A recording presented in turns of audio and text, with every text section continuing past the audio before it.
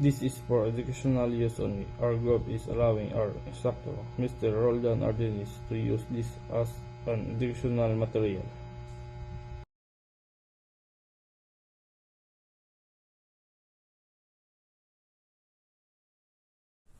So, I am Gloria Harold G, and we are the group 2, and our topic is all about private self versus public digital self.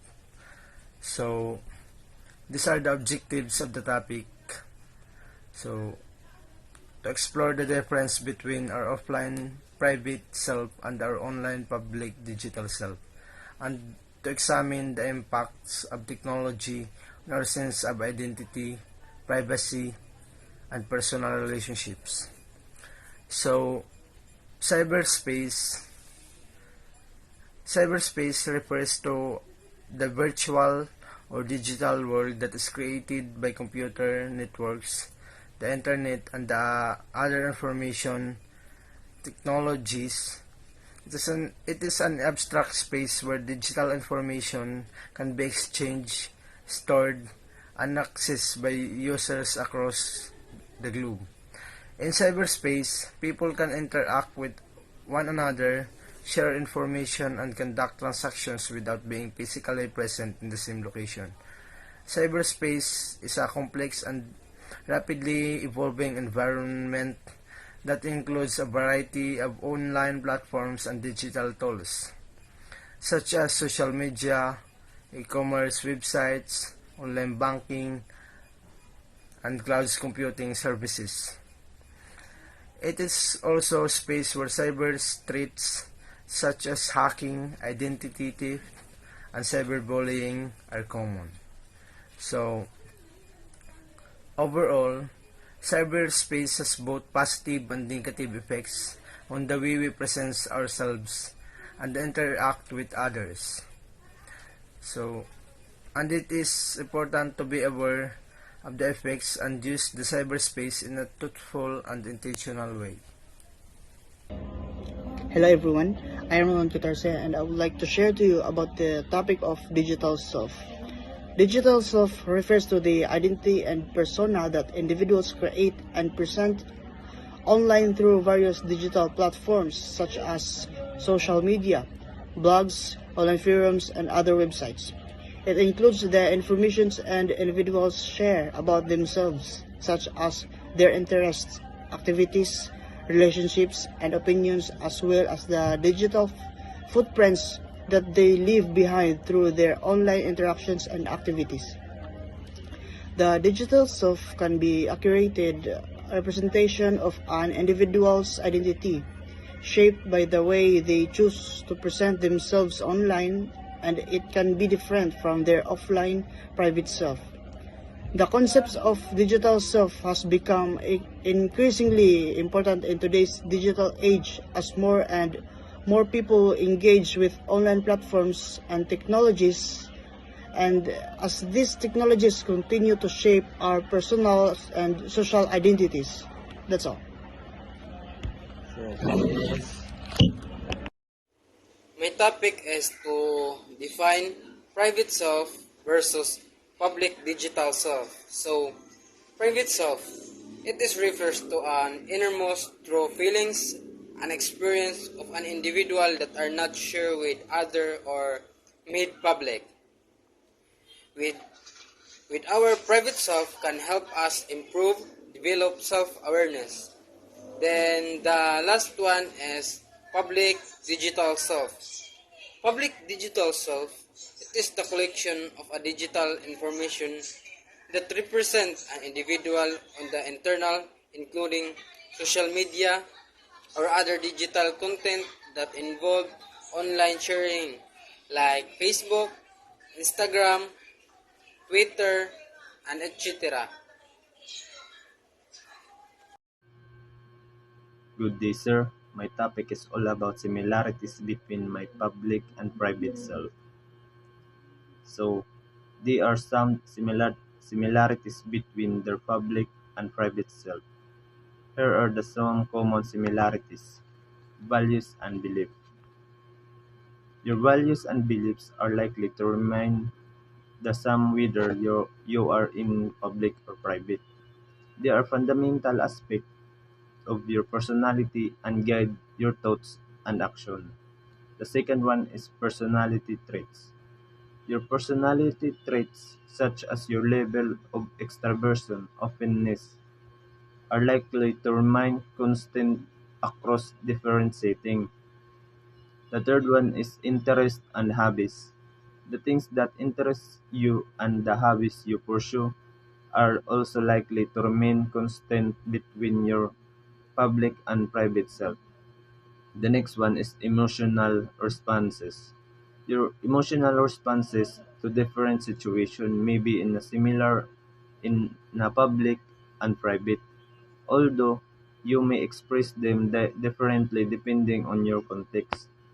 The last one is core identity. Your core identity is including your sense of self, self-esteem, and self-worth is likely to remain constant across different settings, although your express of it may vary. So overall, while they are also like to be some important of similarities that reflect your core identity and values. That's all. My name is Desirayan Sir Musisima, Group 2 reporter. This is my topic, importance of knowing your public and private self. So, ganito to, Sir. Tinutulungan tayo nitong maging mas mahusay na mga gumawa ng desisyon. Nagbibigay ito sa atin na higit na tiwala sa sarili. Kaya bilang resulta, nakikipag-usap tayo ng may kalinawan at intensyon. Nagbibigay daan ito sa amin na maunawaan ang mga bagay mula sa maraming pananaw o pinalalaya tayo nito mula sa ating pagpapalagay at pagkiling. Nakakatulong ito sa amin na bumuo ng magandang relasyon. Ah, ito ito po ang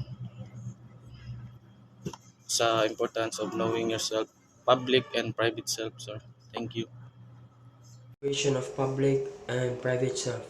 So self-integration means your private and public self is one person. To do that, you need to be self-aware in what you do in when you are in public and in private.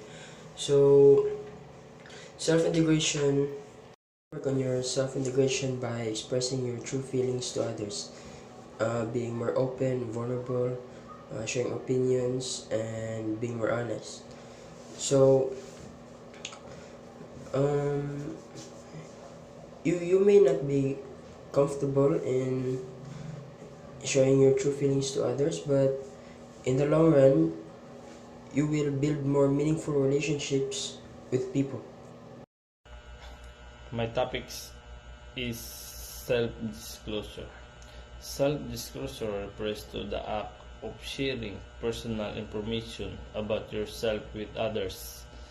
This information can include your truth, feelings, experiences, and opinions. Self-disclosure can be verbal or non-verbal and can occur in a variety of settings, such as in social situations, at work, or in therapy. Self-disclosure can have both positive and negative effects. On the positive side, self-disclosure can help to build trust and intimacy in relationships,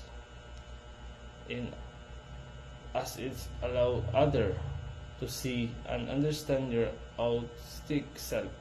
It can also lead to increased self-awareness and personal growth as you reflect on your experiences and share them with others. On the negative side, self-disclosure can also be risky, as it can leave you vulnerable to judgment, criticism, and rejection. It can also create discomfort of awkwardness in social situations, and the information shared into personal or inappropriate. My topic is the difference between the private self and the public self. The private self refers to our internal personal sense of identity, thoughts, feelings, and desire that we keep hidden from others. It includes our innermost thoughts, dreams, and fears that we may not reveal to others. In contrast, the public self is the persona that we project to others and the way we present ourselves to the world.